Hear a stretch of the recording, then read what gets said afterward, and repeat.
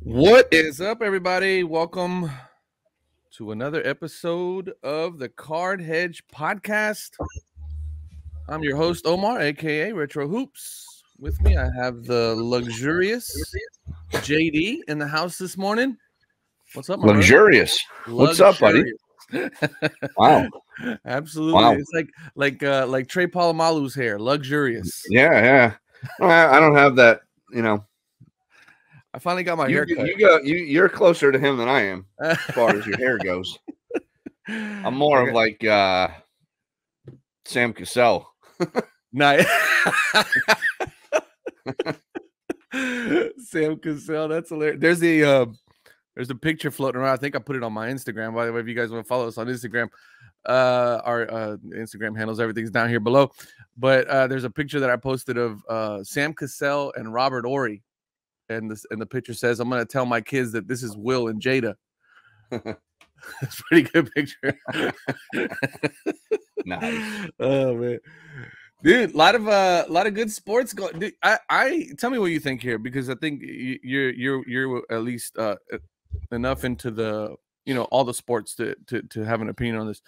Sure. Right now we are end of October, maybe a week before Halloween. Yep. And I think right now is probably the best sports time that there is, right? The fall, you got, MLB playoffs in full swing. You got the start of the NBA season where there's a lot of excitement this year, a lot of young guys. You got footballs in full swing, right? And everything is just all in what there's so much sports to watch. I mean, college football, I think, is up and running. Now, I'm not a big college football guy, but I know a lot of folks are. I mean, right now, is there a better time in sports in the U.S. right now than where we are right now? I don't. So the only argument I can make is March Madness. Oh, that's a good one. Yeah. But as far as what's available, I mean, literally everything is going on right now. Well, I forgot about hockey. I'm looking at your Bruins hat too, right? Yeah. Hockey's going on, and you've got the World Cup coming up in a month. Oh, dude, so much. There's literally like something for everybody right now. Yeah, agreed. I think in March, like obviously March Madness is its own beast, but then from there it's really you got that towards on the backside, right? You've got the start of the MLB season, of I don't know. I think this is the better time of the year. There's just so much from college football to like you said, everything else. And then this year factor in the World Cup, which is gonna it's interesting with the World Cup. Normally the World Cup's played in the summertime, but because it's in and if I butcher the name, Qatar or whatever, it's so hot that they had to kick it to November. So people weren't, is that what it was? On fire. So that you're gonna have that now going on through the holidays, which is kind of cool because for someone like myself and my career, what I do every day, there's a lot of built-in days off in the first part of the school year. I'll have some time to watch that and root on the US and Portugal. So where I live, there's a large Portuguese population. Really? Oh yeah. So they go nuts. It's awesome. You want to talk about some rabid soccer fans, dude? Yeah, it's like next level, dude. So it'll be cool. I'm looking forward to that. But yeah, there's really not much better. I mean, especially with college football right now, right? Like some years with college football, you get one team, usually Alabama, that's just heads and tails better than everybody else. This year, Tennessee is finally back after like 20 years of not doing anything. Michigan's loaded, Georgia's loaded, Alabama's loaded, Ohio State, they cheat and they're loaded. So it's like, and then you got my boy Deion Sanders down at Jackson State in the SWAC, baby. Just slapping people. Isn't he like slapping coaches and stuff? Yeah, he's Deion, man. Like, oh, I love it. If you haven't gone on YouTube and watched some of his stuff, like they do a lot of promotion and whatnot, and he's he's a good coach. Like if you are a young athlete right now and you're not attracted to that program, who better, right? You're like last year he pulled in the number one recruit in the nation, like the number one guy. Yeah. You I know, mean, I don't know. honestly, for a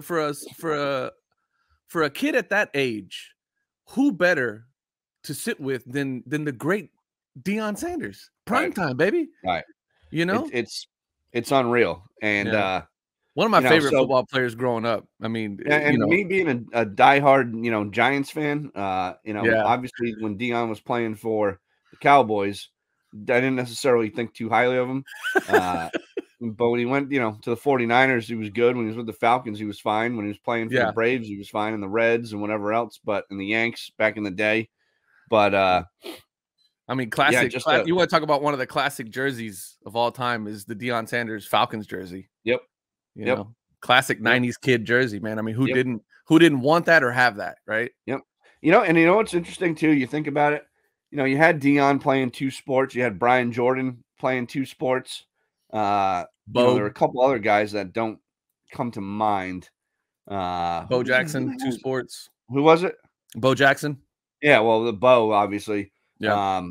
But I feel like there was one. I'm trying to think. There was one other guy.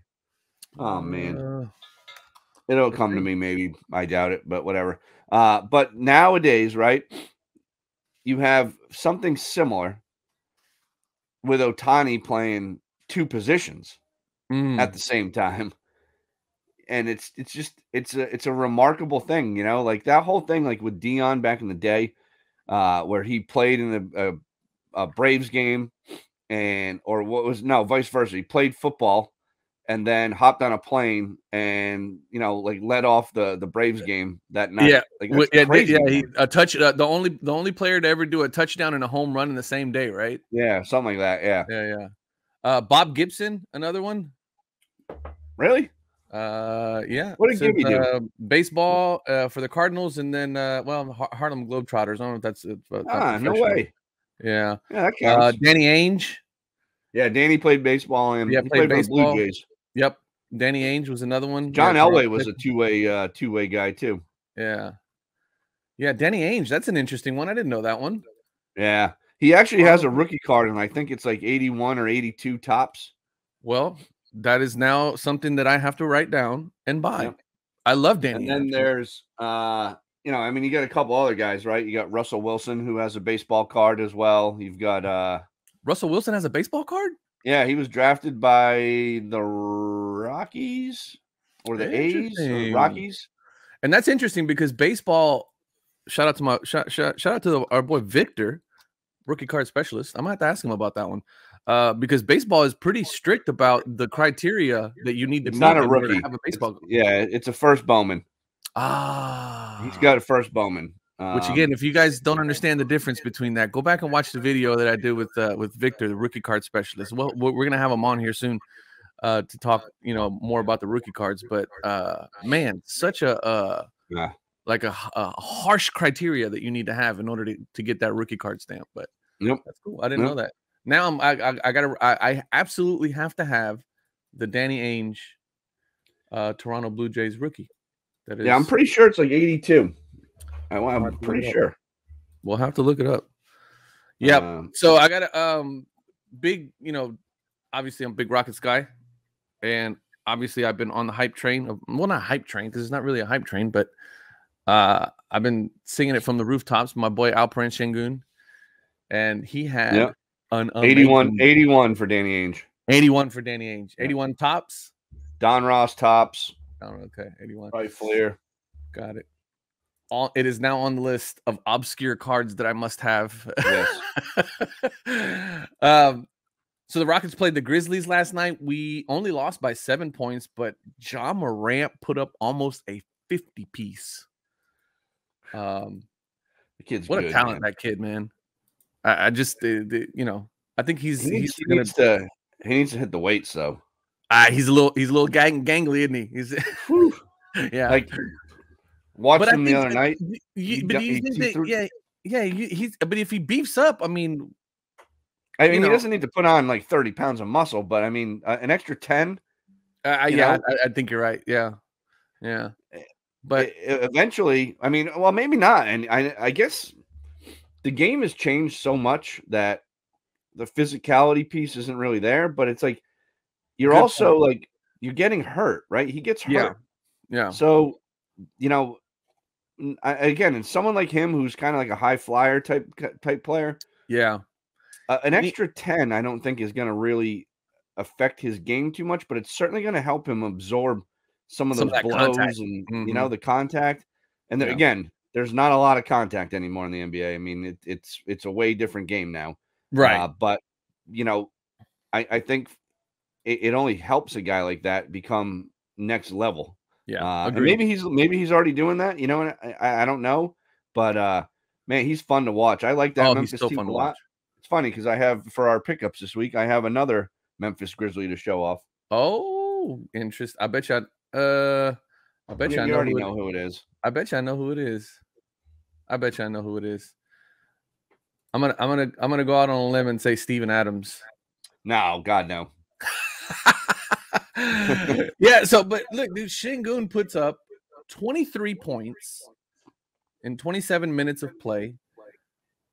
23 puts up a 23 and 12, so 23 points, 12 rebounds. 7 of those rebounds were offensive rebounds. This kid is that's huge. That's huge. Exactly, that's huge. Now, in the first game against the Hawks, he didn't have so good of a game. I think he only put up like 15 points, but the problem was he had 6 turnovers, which is no good. Well, that sucks. But this game he bounced back, only 1 turnover, 23 points. Alperen Sengun is a beast in the paint. Yeah, he's in your Facebook group. I saw someone post something about Sengun. Yeah. It's tough, man, because again, I love sports, but I really become a homer quick. I'm with you. And like I don't know if the Celtics are going to lose a game. And Jason Tatum and Jaylen Brown and Marcus Smart are on a mission right now to straight up embarrass you. Dude, Jaylen Brown almost puts up 30 points along with Jason Tatum on almost a 30-piece. And in the NBA now, when you have everybody is looking for one wing to dominate. Yeah. They have 2 wings that dominate. And they picked up Brogdon, and once they get the Time Lord back from his, I don't know. Again, how do you have the surgery on your knee like an hour before the season starts? Like, what were you doing all summer, dude? Like, unbelievable. But wait, who is that? Robert Williams. He goes under the knife like literally like 3 weeks ago. Like, what are you doing, man? But they're just good. They're just really, really good. And I think making it to the finals last year, kind of going up on Golden State and then blowing it, that you learn from that. Everything I've watched them say from what they've learned and things like that. Like you get nervous sometimes with today's athletes. Do they have that drive? Do they have, and there's, obviously the Steph Currys of the world, LeBron, even a little bit, right? Different guys in different sports, but they're saying all the right things, and their play after a couple games is like, okay, this is a different team. Yeah. So it's what we all have come to know as the Mamba mentality. Right? Yep. Hey, if you beat me, the next time we play, you better kill me because I'm coming 1,000 times harder. I'm not letting this affect me. And did you watch the Redeem Team? Dude, I have not watched that yet. I have to watch that. All right. So for anybody listening to this podcast, if you have Netflix, do yourself a favor. Carve out an hour and a half or whatever it is today and watch that on Netflix, the Redeem Team. It is awesome. Like, awesome. And if you're my age, Omar's age, if you're in your 40s, you clearly remember the Dream Team. I remember that like it was yesterday. That team will never be touched.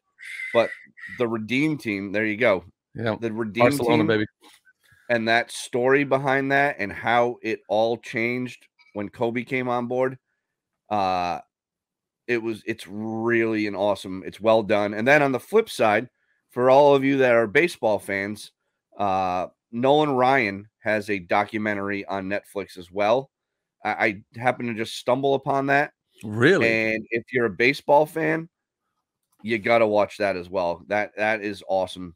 So there's like two really well done, well put together sports documentaries on Netflix right now that that are must watch. Listen, if there was anything to give you an idea of how feared Nolan Ryan was as a pitcher in his prime, the name of the documentary is called Facing Nolan. Yep. That dude was a god amongst men. Yeah, he and it's interesting, like, they go back to and from someone like myself, I love obviously the game of baseball, but I got to see Nolan Ryan play in the 80s and the 90s. Mm-hmm. And by the time I was really aware of who he was and things like that, it was, he was in Texas, and it was kind of, he's 44 years old. He's still throwing 98. Yeah. But when you learn about his early career and things like that, and like his family life, man, it really puts into perspective pretty much what an awesome dude that guy is. Mm-hmm. It's well worth your time to watch, and that's a quick one too, like an hour and a half type thing, if not shorter. But anyway, I digress. Stuff, man. Getting all fired up now talking about these things, dude. I'm adding them to my must-watch list now. I got a little time today. I might watch that. I'm gonna try to watch that Redeem Team. Yeah, you got to watch the Redeem. You're a basketball guy. You gotta watch that. Yeah. Oh, it's been on my radar for weeks. I think you had mentioned it. I think Lou mentioned it, and a couple other people, a couple buddies of mine that have mentioned it as well. That are big back. I mean, I got a group chat going on with two of my buddies that I've known for over 20 years. Yeah. All we talk is basketball and nonsense. Nice. And both of them were very high. They were like, "Oh, you have to watch this. You have to watch. To watch this." So it's crazy. Definitely gonna crazy that out. All right. Let's get into it, brother. Let's get into our pickups for the week.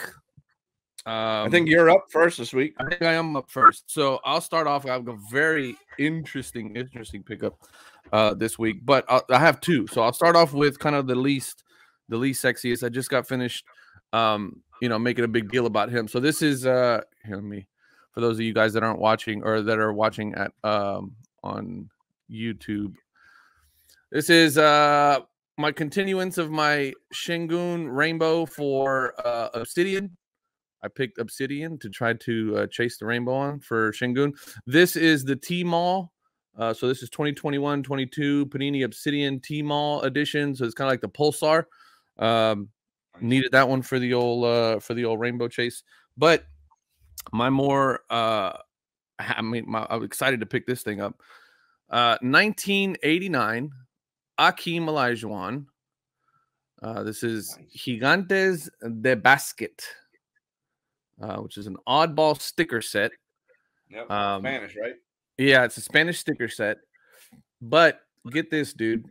I did a little bit of digging here, and let me see here.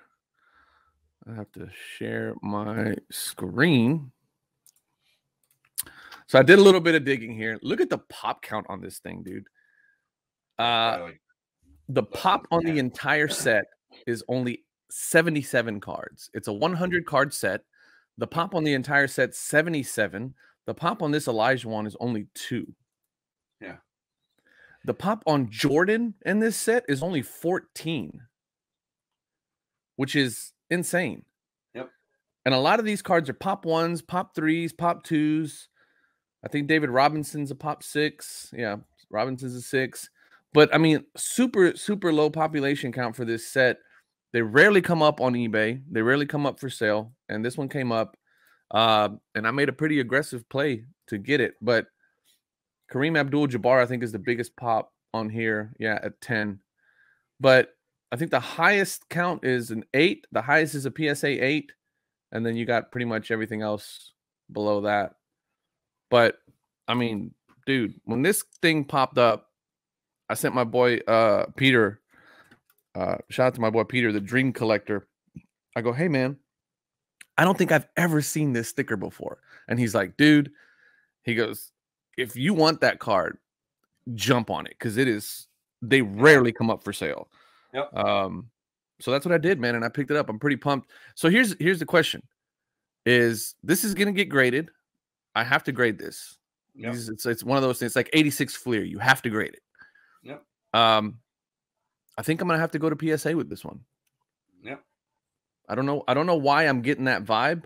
For as much as I'd love to go to SGC, obviously we're SGC gang over here, but there's just something that is telling me to go to PSA with this. So those of you listening, those of you watching, let me know in the comments what you guys think, because as much as I love SGC, I don't know why I need to see this in a PSA holder. Don't know.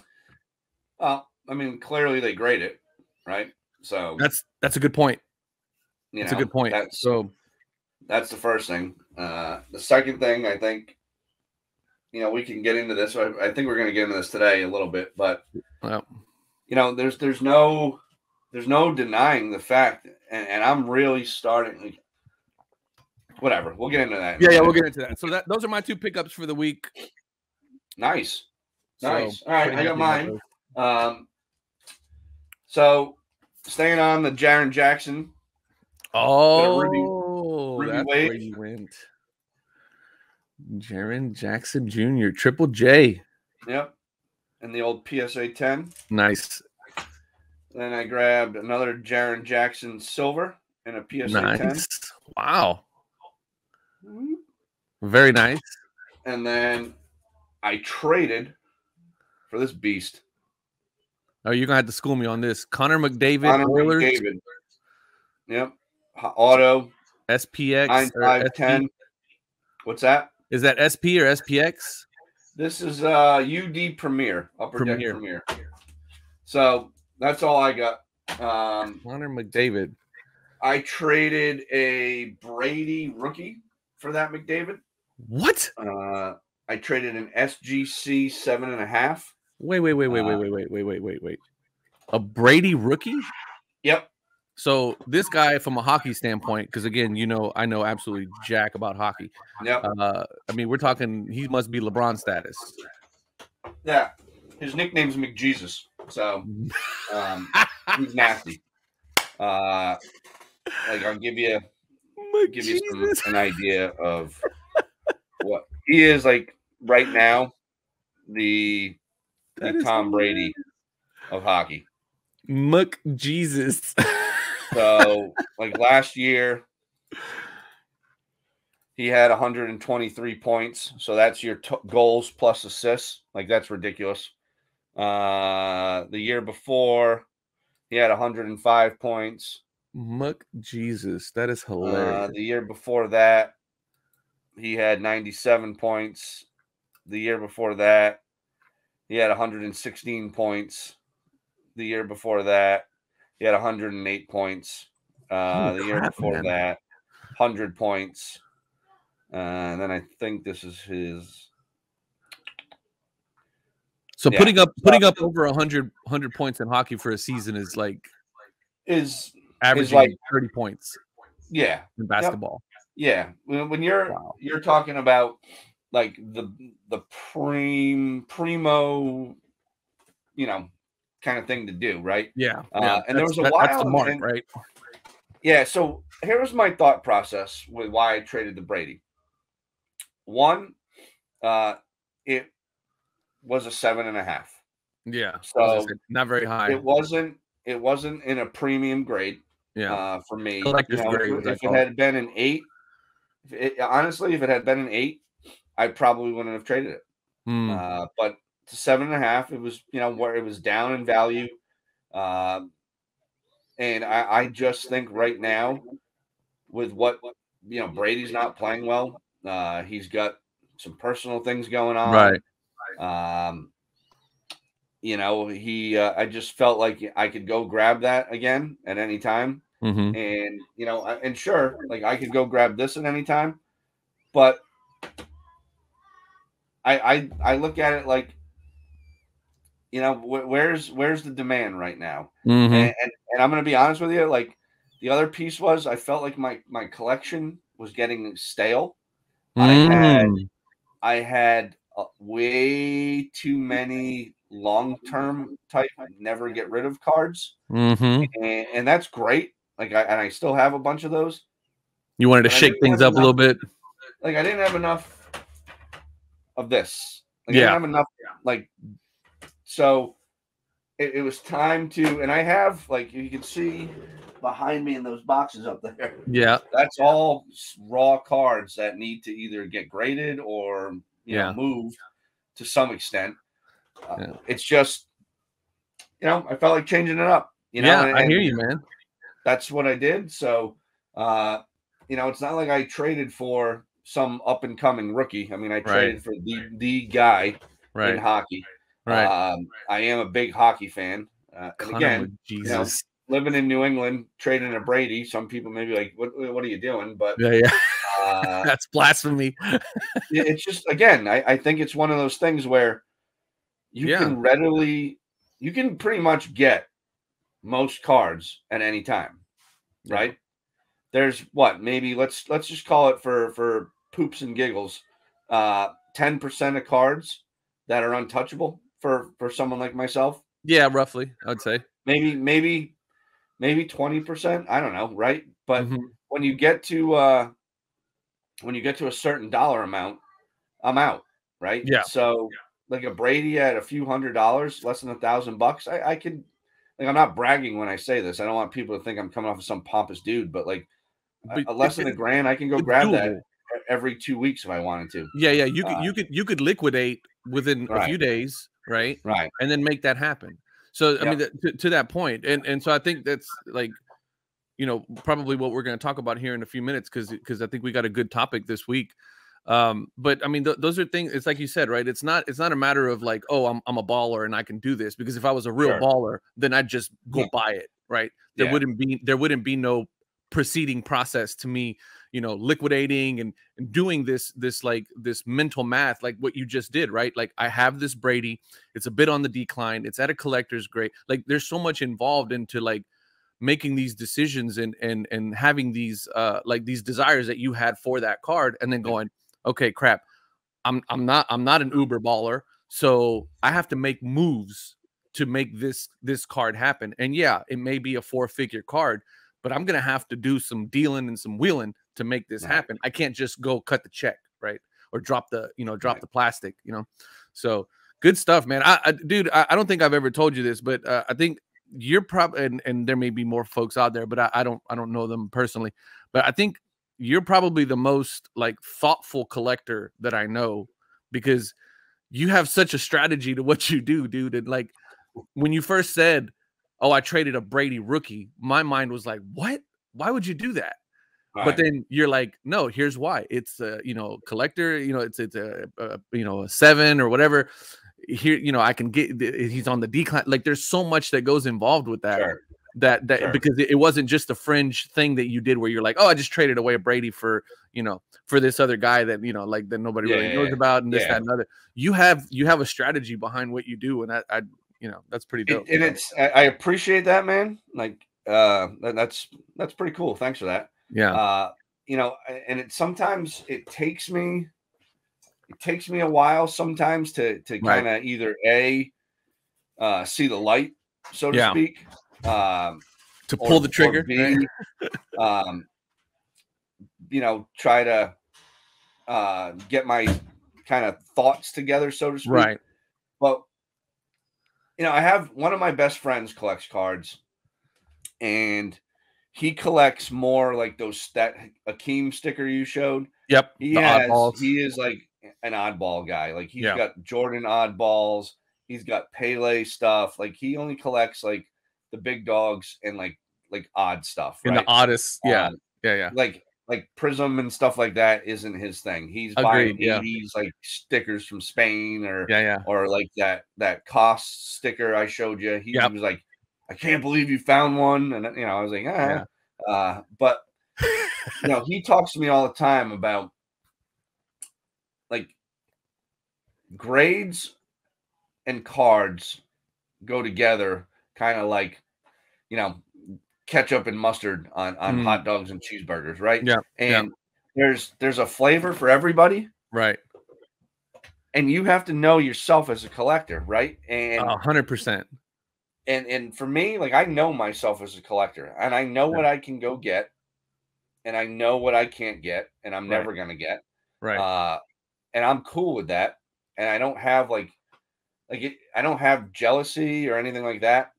And if I really like buckled down and like probably just got rid of the internet for a couple months, I could save up enough money and buy myself a Jordan autograph card, like a lower end one.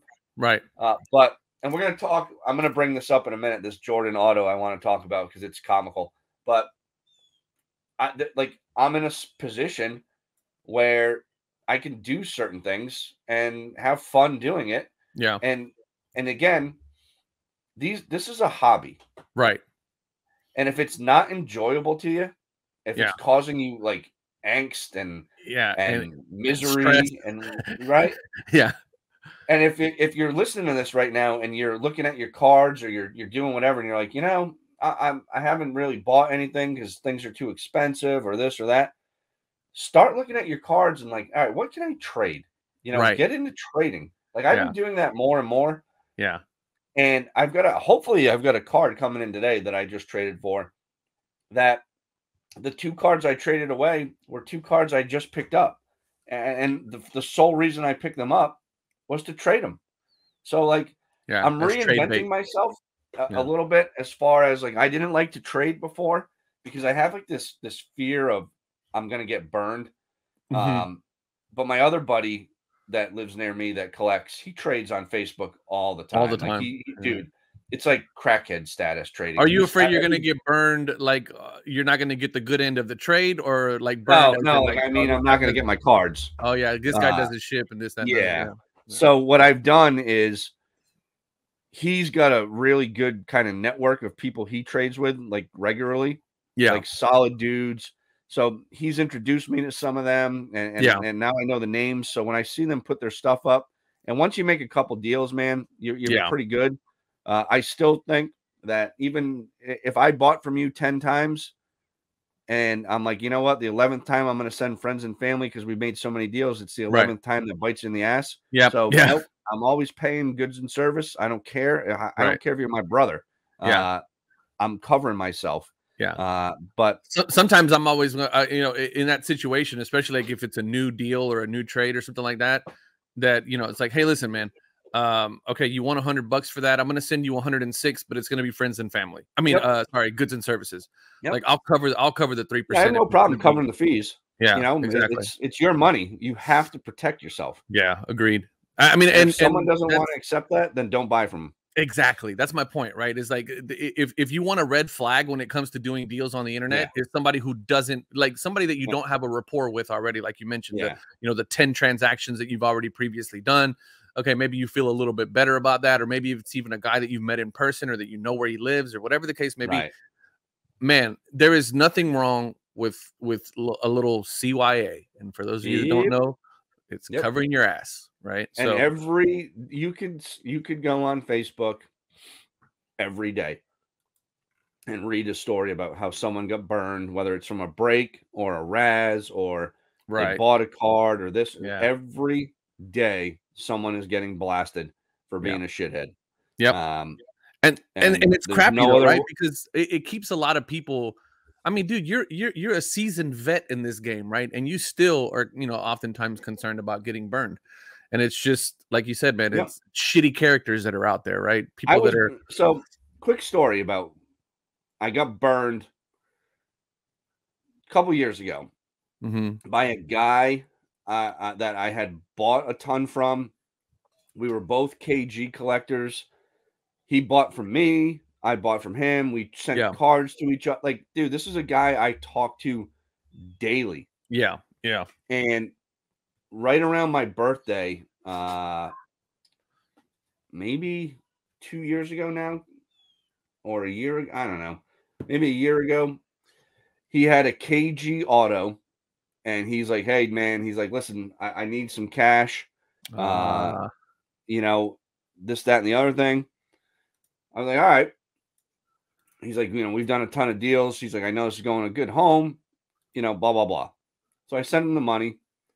And every other time within an hour max, I'd get tracking info. Yeah. And I never thought of it because we had done so many deals. Like I went on with my life. And like a week later, I was like, wait a second. I bought this card. I didn't get tracking. Yeah. Ghosted. Ghost. Yeah. That sucks, like, man. Anyway, long story short, I got hosed. Yeah.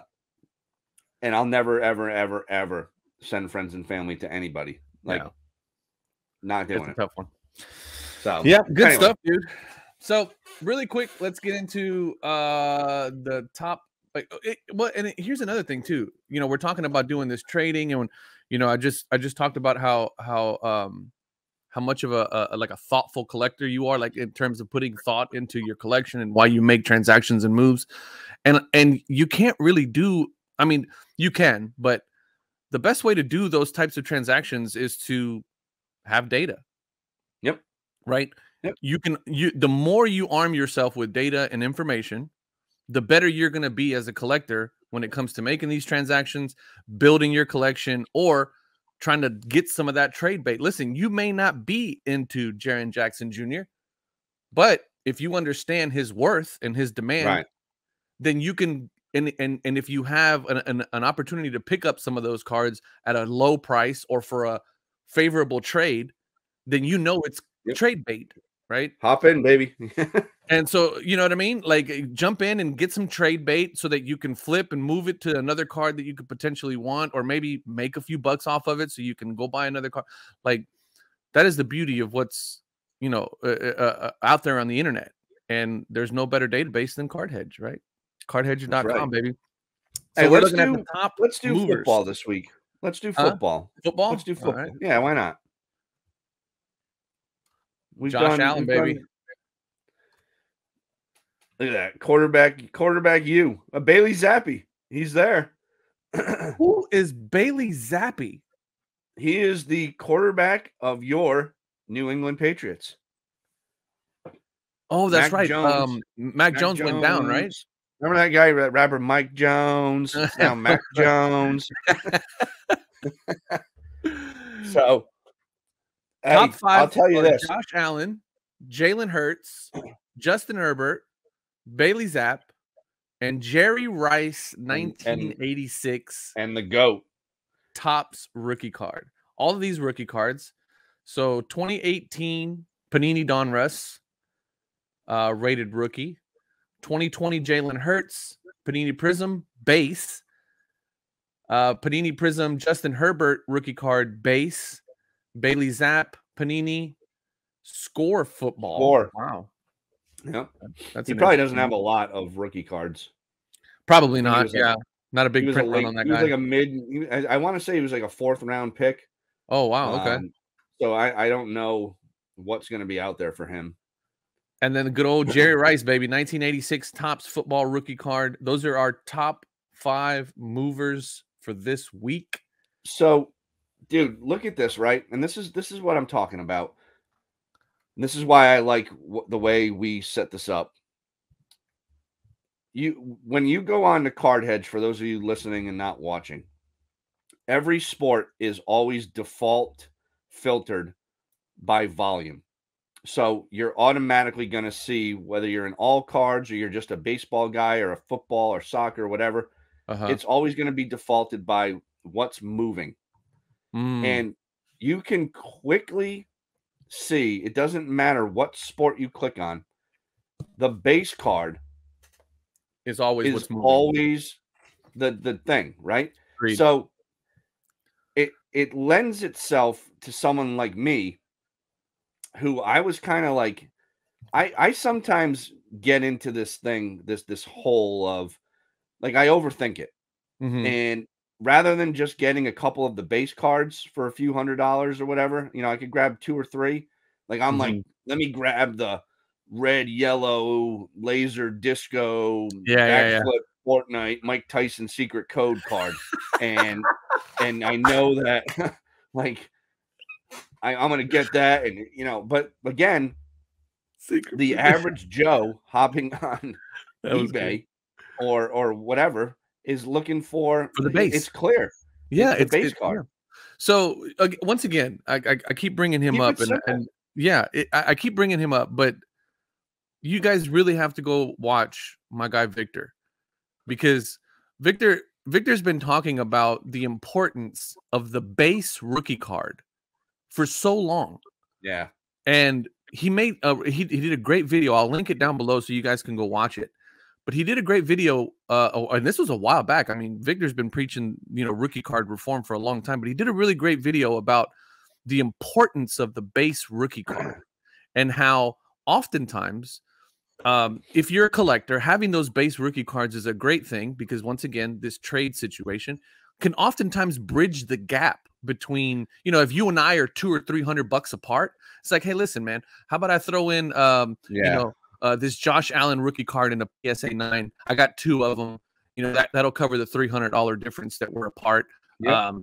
And I got a handful of them, and I pulled them for virtually nothing because it's Panini Donruss, right?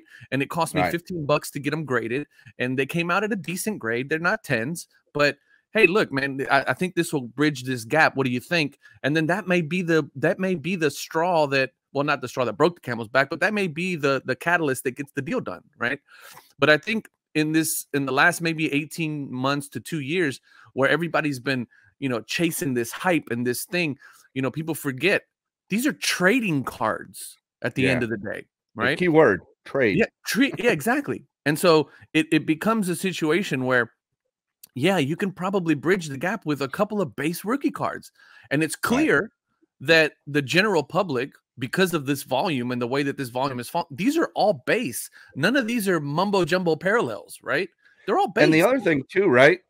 On top of that, because there's so many products and there's so many parallels in each product, it's hard to determine value. Yeah.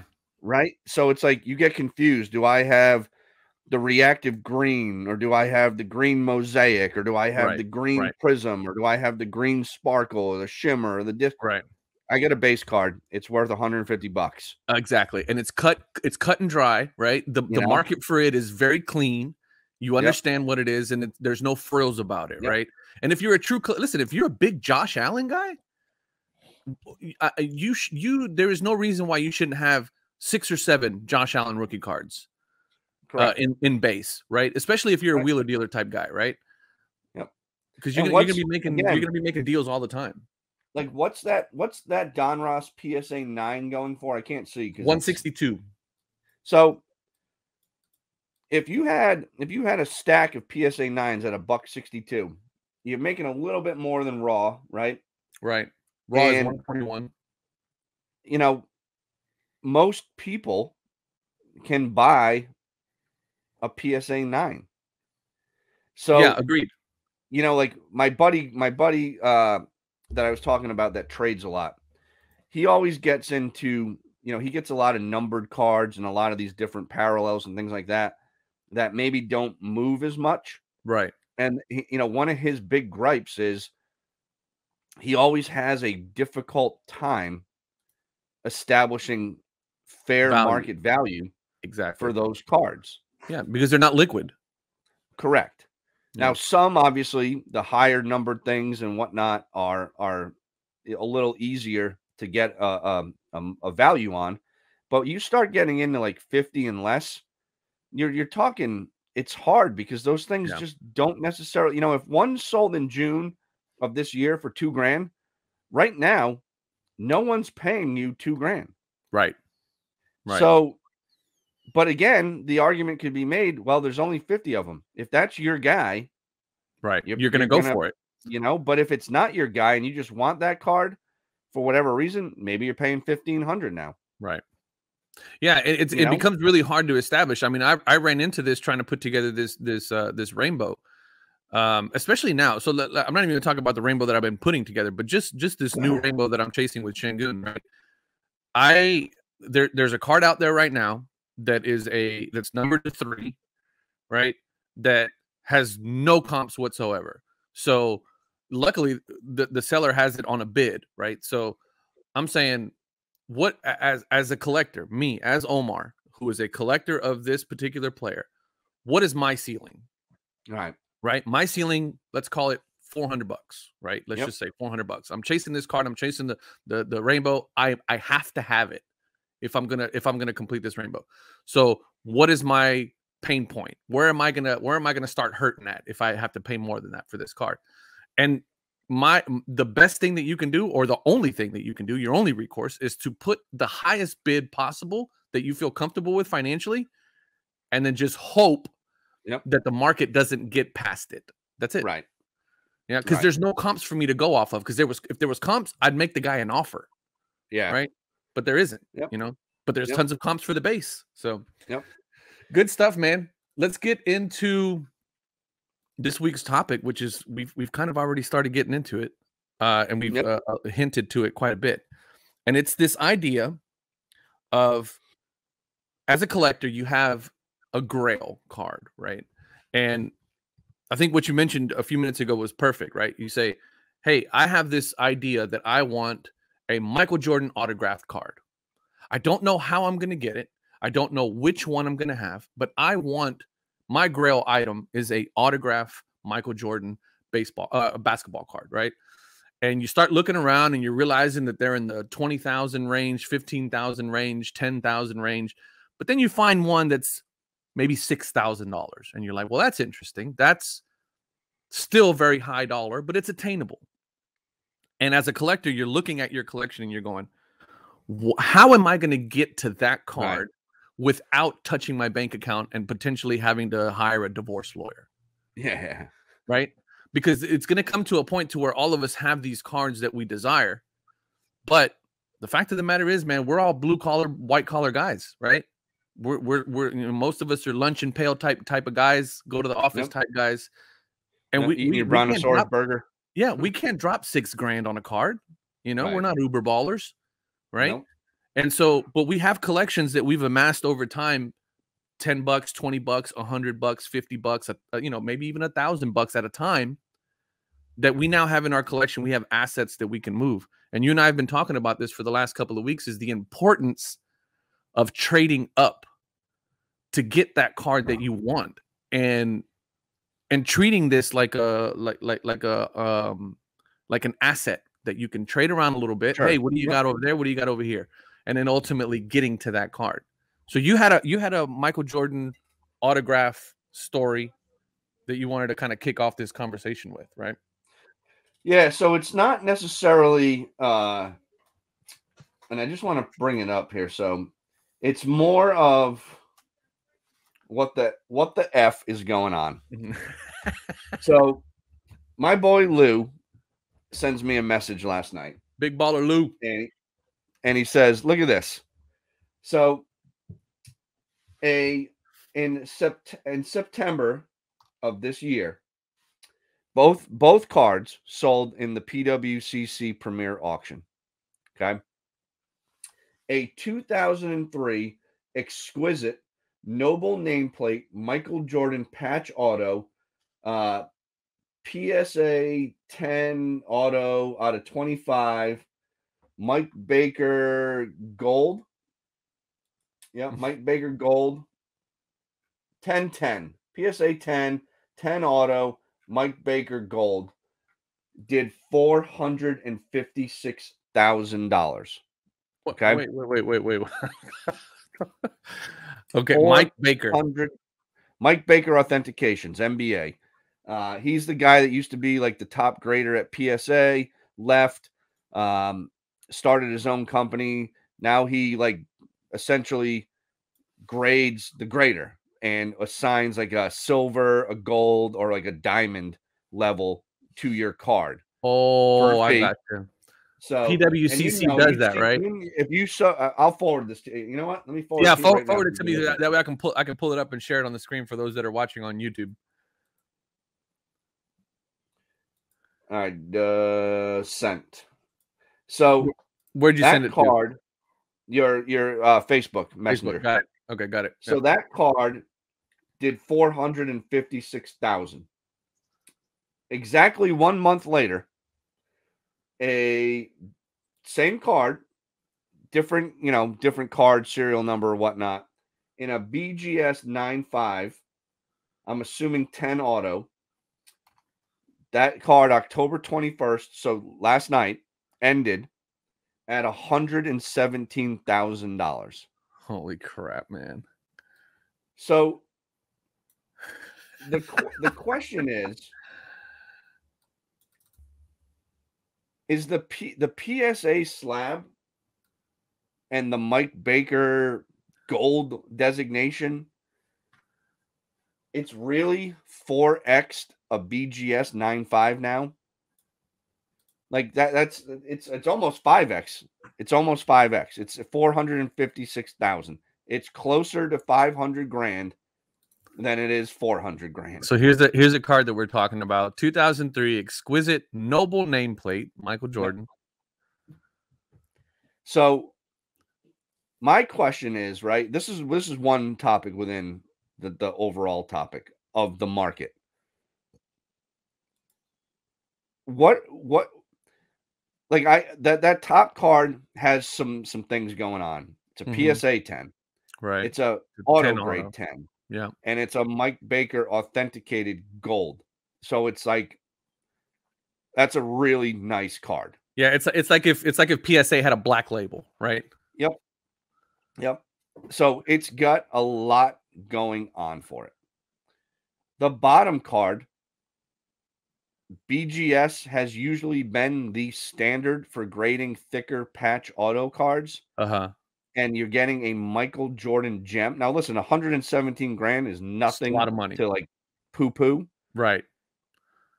But there's almost a 5x.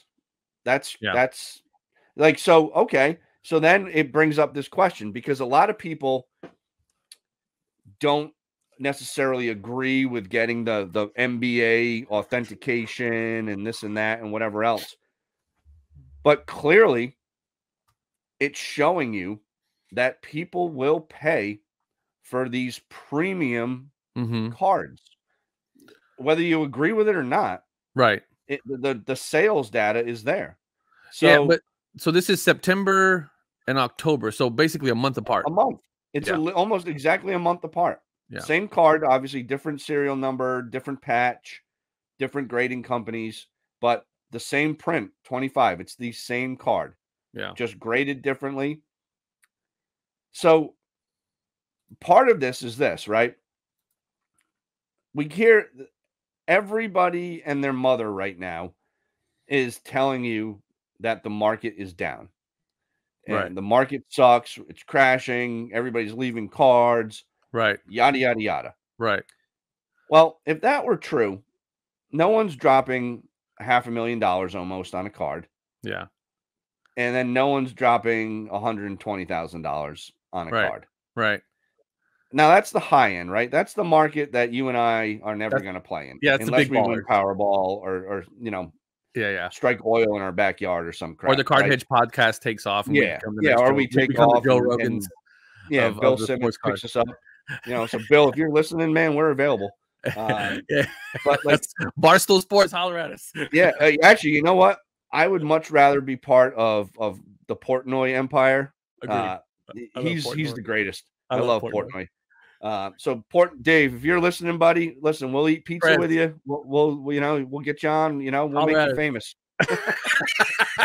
But so now going back to the overall market, I think I really have some issue with this doom and gloom type stuff that's getting produced all the time, and here's why. One, the market has been down from its highs in February of 2021 for a long ass time. Oh yeah, the market already by definition crashed last summer. It crashed. It dropped by like 60%. It already has done its thing. Now, is there the ability for cards to continue to drop further from those February ridiculous highs? Yes. But if you look at the data, these cards are still way up to their highs before COVID. And the floor, it looks like on some of these cards, has been hit and maintained, or is going, starting to creep back up. It's leveling off, right? Yep. So, and then from there, the other thing, for I think a lot of the people that listen to this podcast are people like you and I. It's done nothing over the last year or so but help people like you and I, because the amount of stuff that has basically been unlocked and in our wheelhouse now is much broader than it was, prior to. There was the base card. There was maybe a couple different parallels or whatnot, maybe a couple low-end inserts. Lots and lots of stuff are available now to someone like myself that at this time 2 years ago wasn't the case. At this time last year wasn't the case. But now we're in a good spot, I think, where I can now go out and acquire these cards at what I think are more than fair prices. Right. And hold them or trade them or whatever it is and be okay with it. Right. Now they may drop another 10, 20%, over the next 6 months. I don't know. Everybody, I hate to keep using that word everybody. The experts that are on the news, the financial nerds, they're pointing towards recessions and this and that, and the dollar is strong, and it's killing the countries around the world because and I feel for those people. I get it. But if we're talking specific cards, I'm going to give you another example of where it's advantageous. With the dollar being so strong right now and me being a hockey collector, I am buying cards from Canada when they're asking for prices in Canadian dollars. Yeah. And getting a discount. $1 is almost like $1.50 in Canada. Yeah. So my money is working really well for me right now. Yeah. You're getting a 50% bump. Yeah. So, there's a lot of ways you can spin this tail of the market. Yeah. I'm not a doom and gloomer. Neither am I. Doom and gloom. Because it's only doom and gloom for the people that got into this for profit. Yep. Right. Yep. People who bought and are investing and like came in on like this fringe idea that you can buy, $10,000 worth of cards and then turn around and flip them in 2 or 3 months for $50,000-$60,000, and then you can exit the game and go move on to the next shiny thing. It's doom and gloom for those guys too.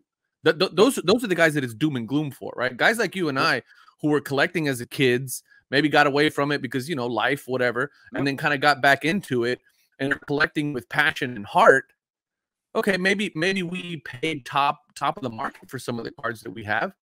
It doesn't really hurt us that bad because the cards make us happy. We bought them because we liked them.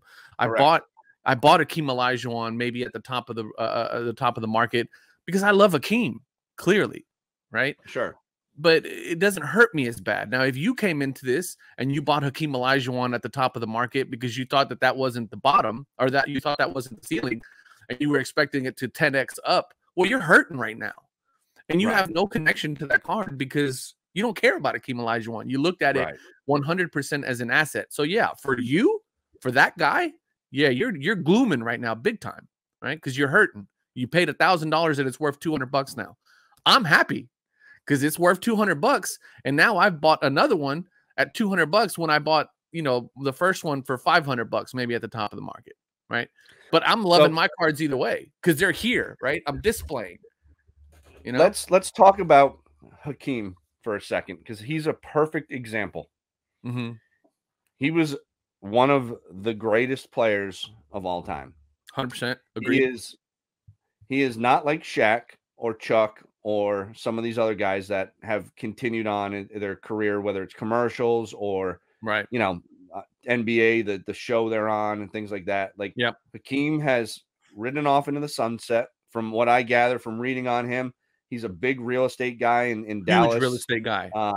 Huge. He's pretty much like a land baron at this point. owns buildings downtown, Yep. all that stuff. Very successful entrepreneur in his own right. But if you look at his PSA 9 rookie card from 86 Fleer, Let's bring that up. it's up 29% in the last 6 months.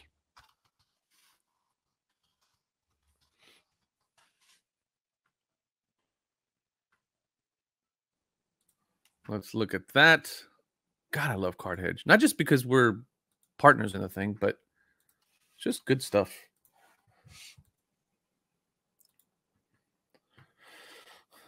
PSA 9. If we're looking at PSA 9, yeah, $900. And it's so over the last year, it's down 11%. Well, what's the stock market down in the last year? Yeah, I don't know that, but a lot more than 11%. I'll tell you that.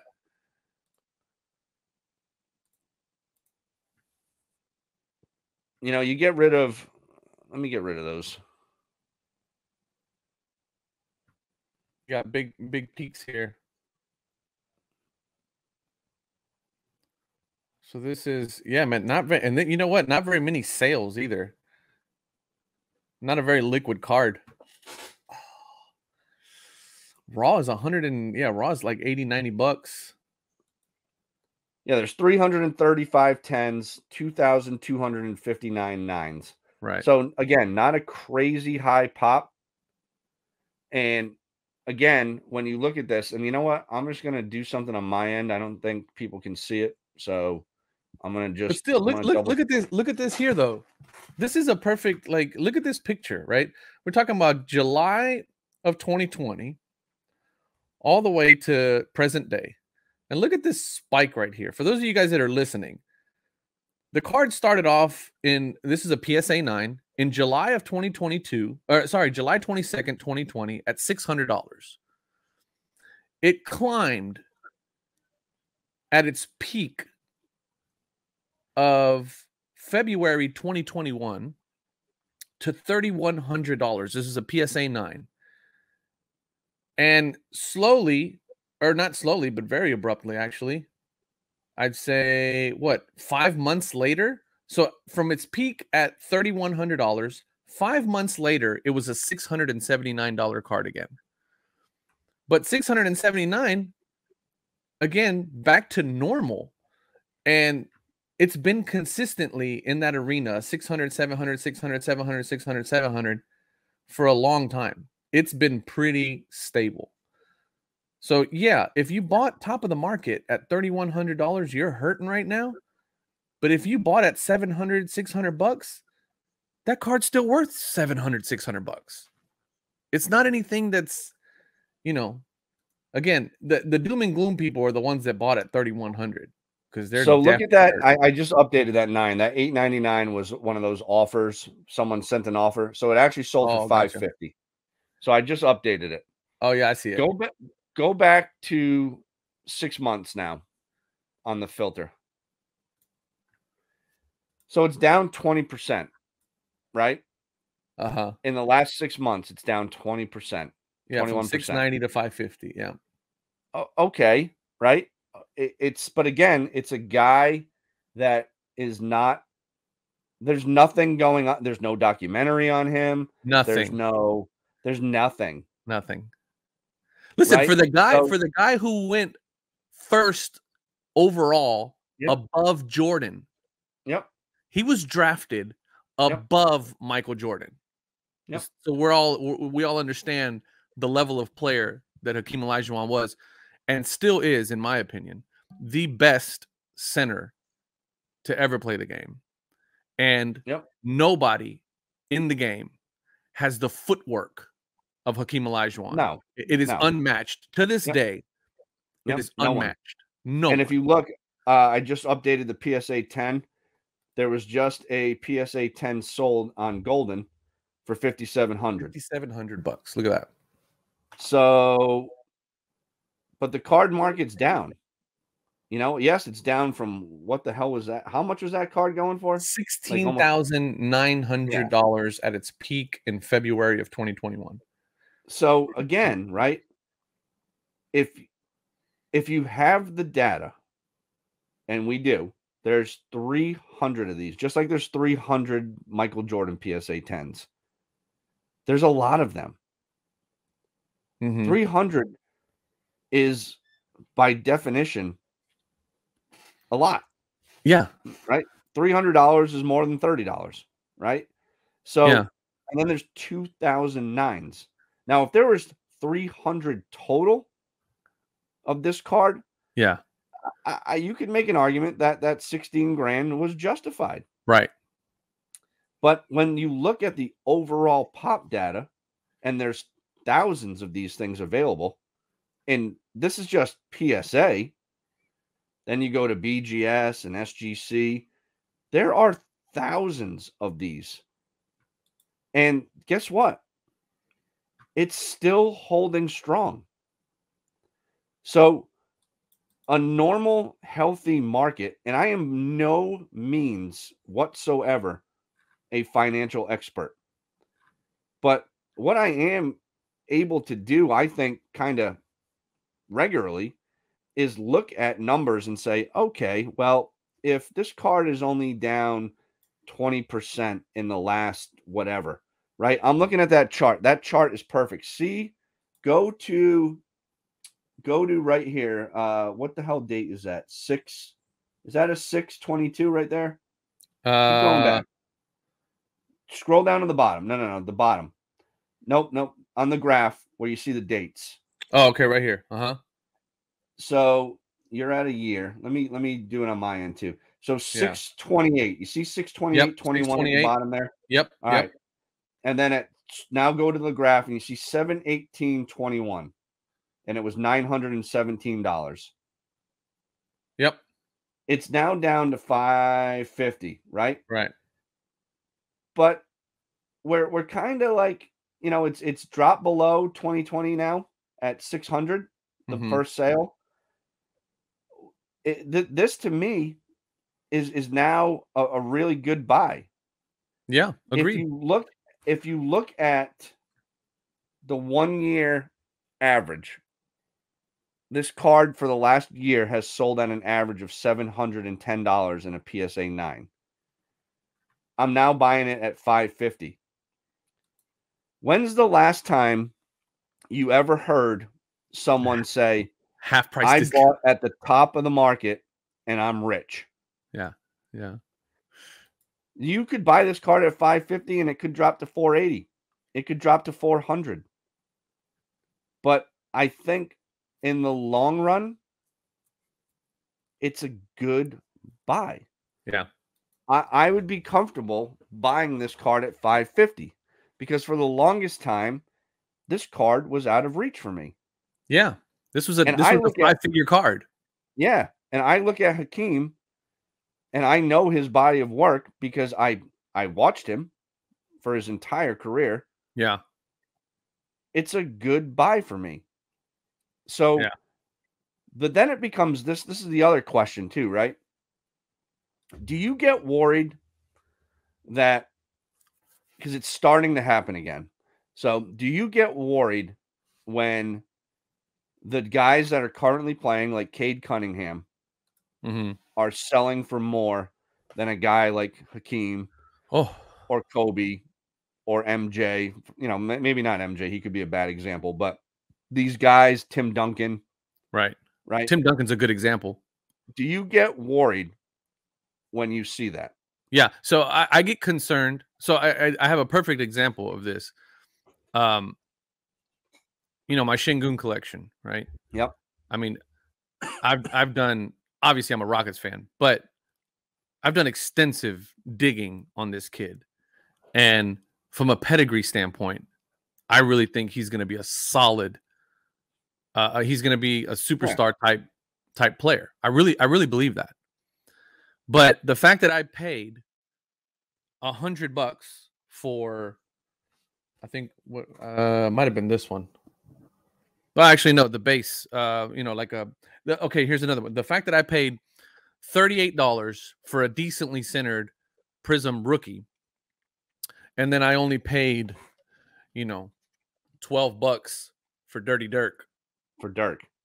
There's a problem. I don't want to say there's a problem with that. I'm saying that doesn't compute to me. Right. Right. Because the accomplishments of Dirk way outweigh. Yep. Way outweigh the Şengün's career. And if you remember, early on in COVID, the rookie guys again were selling for way more than hotcakes. You know, the KGs and the Dirks and the Paul Pierces and the Kobes and everybody else, right? And then towards the end of summer in 2021, we started to see like the light bulb went off, right? And these guys started to get their love. Yeah, they got it early on in February too, but in 2021, it really like clicked. Like, yeah, what are we doing? Right. Now, exactly. Those prices on everybody went bananas. Yeah. But to me, what I really want to see is whether it's and these cards probably do exist, and it's something I think maybe we need to do a little research on for another episode down the road. Mm-hmm. But there should be at least one rookie card of a guy like Kobe, a guy like KG, a guy like Hakeem, a guy like Tim Duncan that holds some significant value for all collectors of basketball or cards in general, right? Because to me, the way I look at it, if I want this thing to be a long-term type, healthy, sustainable marketplace, then I want those guys that have the records and the titles and the this and that, right, to hold weight 10, 20, 30 years after they're done, because then I know buying LeBron or buying Patrick Mahomes, right, or Brady. Tom Brady, yeah, that money is going to be there long term. I don't care what it does. Like a guy like Brady, I don't necessarily care what it does right now. But if I'm buying Brady as a hold long term, I want to know that 7 Super Bowls, all these records, everything that is going to mean something and hold weight, so that those cards, if I'm buying them for 500, are going to gradually increase to 1,000. Yeah. But if that's not what the market wants and is doing, then I have a real problem, because everything then becomes short term. Yeah. Yeah. You can no longer you no longer have a safe play in these goats, right? Right. Like the goats are no longer like the relevance. So again, we have to remember what we're doing here, right? We're collecting trading cards, and we're collecting sports trading cards. Right. And so the actual sport itself, and whether or not that player is a GOAT in that sport, has to hold some weight in terms of the value of that card.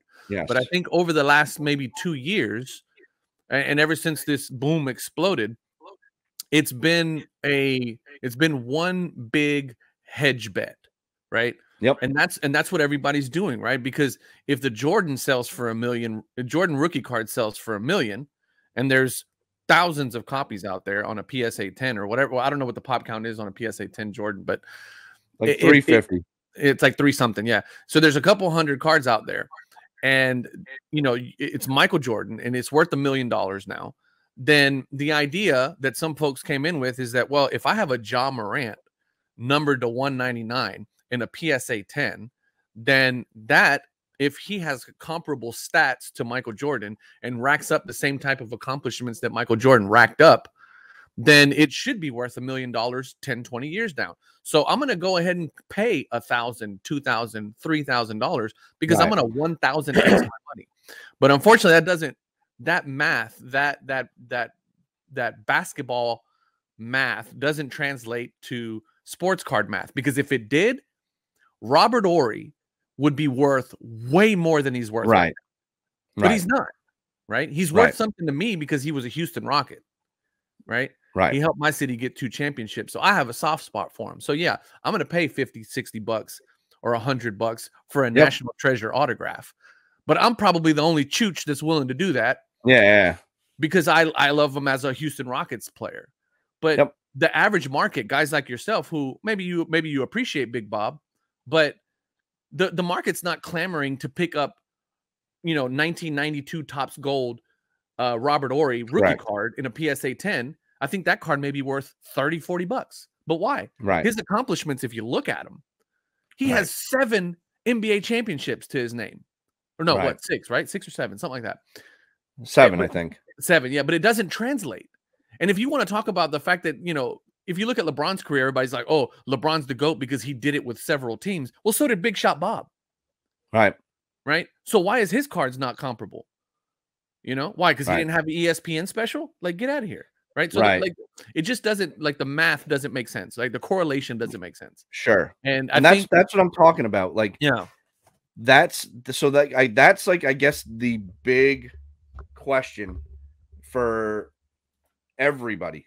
Yeah. Is what are we doing here? Yeah. And I think, like, so we had COVID, right? And we had all these guys that have collected. And, you hear people say, I only do vintage. Okay. My argument to that is this, and I talk with Bobbles quite often about this. We would need to clear the day because the three of us would talk for 6 hours. But you and I and a guy like Bobbles and and I'm sure many people that listen to this and your channel and whatnot know who Willie Mays is, know who Mickey Mantle is, know who Bob Gibson is, know who Bill Russell is. My 6-year-old son has no clue who those guys are. Yeah. And in 20 years, when my son is 26, the only way he's going to know about Bill Russell or Michael Jordan is from me telling him stories via arguments I'm sure we're going to have over some guy down the road, like Bronny James or something, that he's trying to tell me that Bronny's the GOAT. And I'm like, listen, dude, he's not even better than his dad. But like, like that's the hard part of the vintage sell to me, because yes, I totally understand and respect the body of work that these guys did before the guys I grew up watching. Right. And then I have my guys that I'm basically loyal to a fault over. Right. And then I have the guys now that I like to watch. Right. And, the guys that I like now, Jason Tatum. Right. Luka. Who's the other guy I like? Like the Ja Morants. Yep. The Ja Morants. I still really enjoy watching Trae Young. He's I like watching him. Jason Tatum has sniffed the Eastern Conference Championship. Right. He's sniffed the NBA Finals. He's been there. Right. He hasn't won it yet. Right. His card prices are pretty high. They're high. So to me, in some sense, you're baking, those prices are already baked in that he's going to be in the finals. Now, if he wins, what he's gonna do, right? Right. The check has been written of what he's gonna do into that price. Now, that's the current guy. That is such a good point, JD. You have the speculators, right? Then you speculate. Like, I'm speculating on Jaren Jackson Jr. coming back sometime between November and January. Yeah, but Jaren Jackson Jr.'s prices don't have the fact that he could potentially win a championship baked into his price already. No, that's what I'm going with. That's like the speculation piece, right? His prices are down. He was the defensive player of the year, I believe, last year or the year before, or something like that. He plays defense. He scores. He does a lot of the things that I like out of a player, and his prices are down right now because he's not playing. He's out of sight, out of mind. Right. So I'm baking in an increase on the prices I'm paying for right now that are cheap, that I'm going to make, maybe $30-$40 off a card and move on with my life. Right. But Luka, when you have a guy like Luka who has literally done nothing Nothing. Nothing. Not a thing. And his cards are selling for millions. Yeah. That's Not tough. all of them, right? We know that. Not all No, of them, but his the big, top dollar ones are, yep, right? millions, Yeah. right? Luca has one card that has sold for more than Michael Jordan's most expensive card sale. Yeah. Isn't that crazy? I have a serious problem with that. Yeah. So do I. And I agree with you because the math doesn't compute, right? no. The question when you see a sale like that is why? Right. Why? Right. Why Right. did the equivalent of that card for Michael Jordan sell for a tenth of Half. what Luka sold Half. for? Well, so the card that we just pulled up sold what, $500,000? That, right? But that's not the card. There's a Jordan card that sold the All-Star patch thing. It was like $2 million or just under $2 million. Okay. So all right. So yeah, we're just gonna call for simple math because I'm simple. Right. Half, 50%, if not, the Luka I think was closer to 5 million than it was 4. Yeah, it's like like 5.2 or something like that. So Luka is really, his card is 2x Michael Jordan's. Yeah. Huh? Yeah, but the guy who bought that is banking on that being because the other thing too you got to think about is that that's a speculation play. Like $5 million to that guy was probably nothing. Right. Yeah, and $100 to you and me. Yeah. And so he bought that thinking if because he's got a trajectory, right? Yep. The trajectory is that he's probably going to win an MVP at some point in his career. Dallas is a relatively decent market team. Mark Cuban is going to want to get a championship out of him at some point. So he's going to do everything that he can to get him some help to get that championship. So he probably has 1, maybe 2 championships in his future. He's a multiple time All-Star. And I guarantee you that whoever spent $5 million on that card is hoping that in the next 2 or 3 years, he can sell that card for $7 million. The question is who's going to get left with the bag? Right. Right. And this guy's banking that he's that to me is a Las Vegas Dave type play. But so many things have to go right. Yes, to win a title. You're right. In any sport. Yeah. Right. I mean, you can go back to my New York Football Giants as a perfect example of nothing in sports is ever guaranteed. That year in 2007, when they won the title, they beat the New England Patriots, who were undefeated at the time. Yeah. It didn't make sense. The Giants punched them in the mouth and shocked the world and knocked off the undefeated Tom Brady-led New England Patriots in one of the, if not the biggest upset like ever, right? Yeah. Yeah. Now, to win an NBA title, you're talking 82 games plus close to another 30 in the playoffs. It's brutal. Dude, a lot of things have to go. And Dallas they have Luka. Yeah, Christian Wood. And who? Christian Wood, Tim Hardaway Jr. All right. So LeBron had D Wade. He had Chris Bosh. Yeah. He had Kyrie. Yeah. He had, and I'll never ever say Kyrie again, other than I Kevin can't stand Love. him. Kevin Love, right? In the Lakers, he had AD when they won during COVID, right? Yeah. So the bubble. He's always had a big dog with him when he's won. Mm-hmm. Jordan had Scotty. I mean, you've got 2 of the top 50 players of all time on the same team, right? So Luka doesn't have that right now. There's teams in the NBA that are way better than the Dallas Mavericks. Mm-hmm. Way better. Way better. Way better. The Celtics are better. The Clippers are better. The Warriors are better. I'd even argue the Heat and some of these other teams are better. Yeah. Cleveland could be better. And I never thought you'd say Cleveland was good again, right?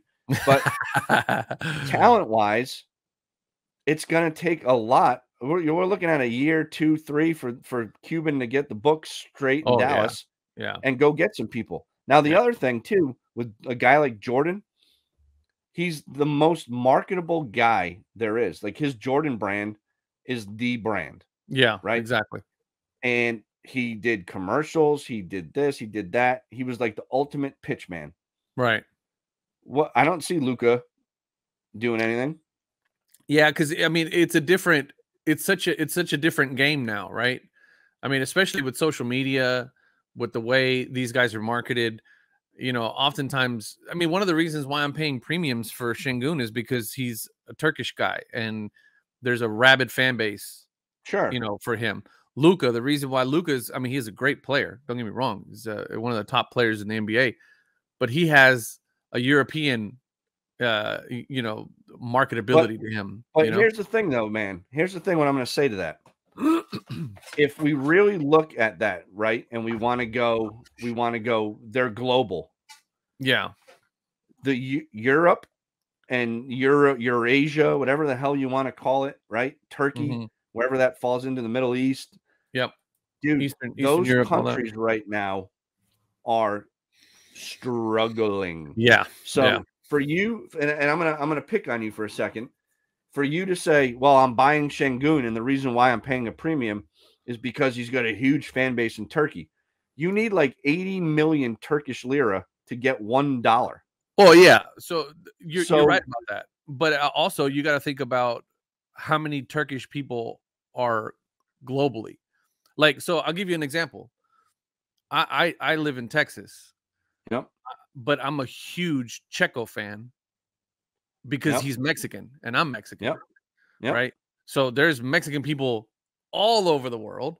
Sure. Maybe several, affluent people that are paying top dollar. And those are when I say that he has a huge Turkish market, I'm not necessarily, because I agree with you 100%. I don't know that there's very many people spending that 8 million Turkish lira or whatever it was to buy Şengün cards. I'm talking about the guy who's Turkish that lives in Miami Beach and is a uber baller, and he's chasing down the same cards I am. But he's chasing them because he's Turkish and he likes his boy. I'm chasing him because he's my boy and he's on my team. You know what I mean? And so that's a drive for a lot of people. And I get it. I get that. I totally get that. But what I'm trying to drive home is this, and eBay does a really nice job of this when they release their reports. The trading card market, for all this global talk that people like to put out there, basketball is a global game, blah, blah, blah. That's why it's, where the most of trading cards are sold? In the US. Right here in the old US of A. Yeah. So sure, there's a Chinese market and there's a market in Thailand and there's a market in Singapore and Turkey and Bangladesh and East Japipi, right? But the majority is the vast majority in the US of A. Yeah. So I think sometimes we get caught up in this. Well, Luke is a global icon.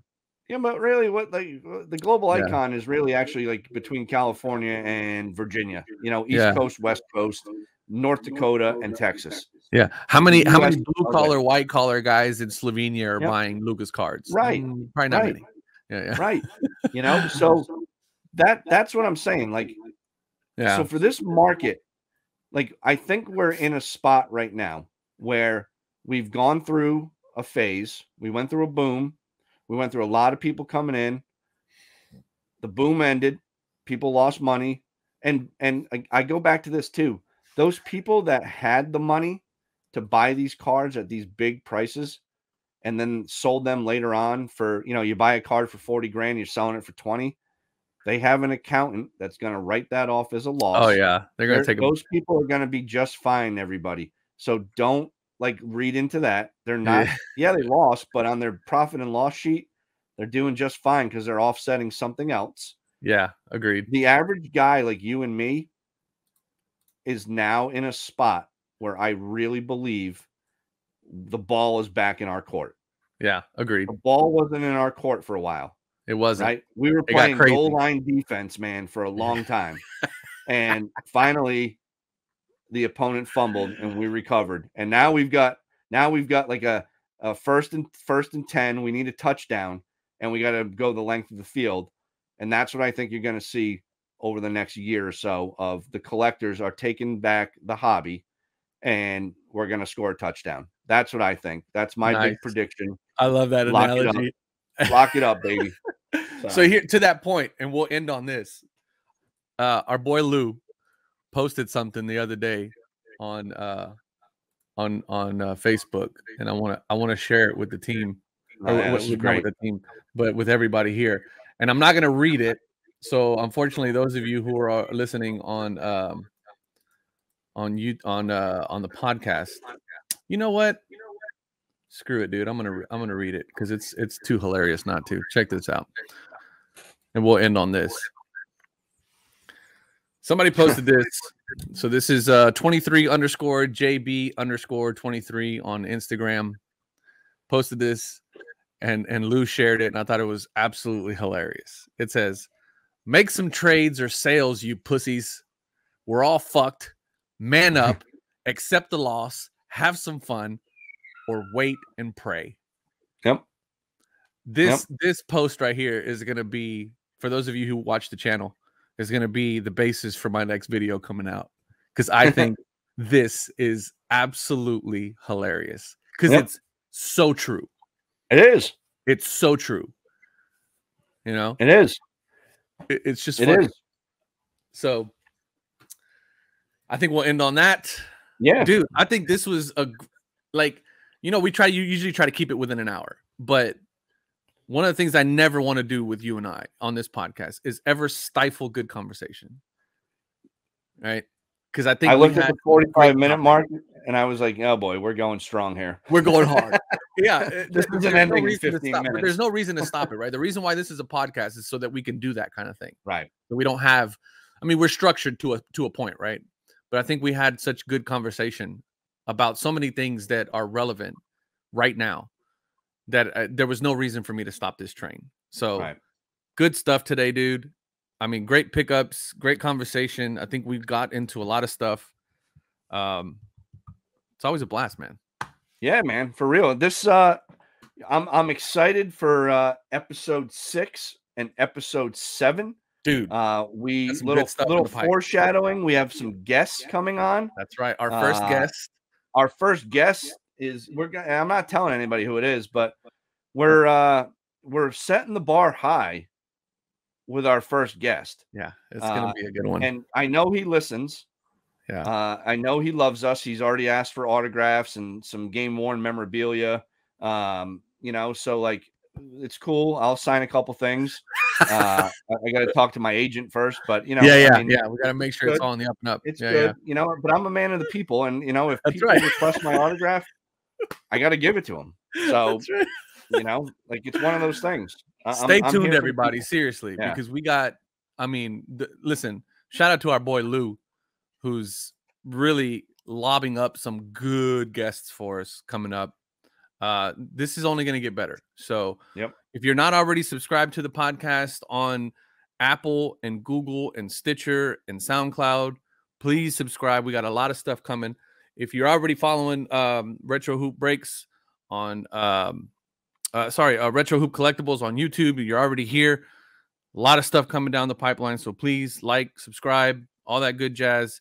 Check out my boy JD at I think your JD Sports Cards on Twitter. Yep. I'm Retro JD Hoops on Sports Twitter. Cards on YouTube. JD Sports Cards on YouTube. Retro Hoop Breaks on Instagram. Card Hedger on Instagram.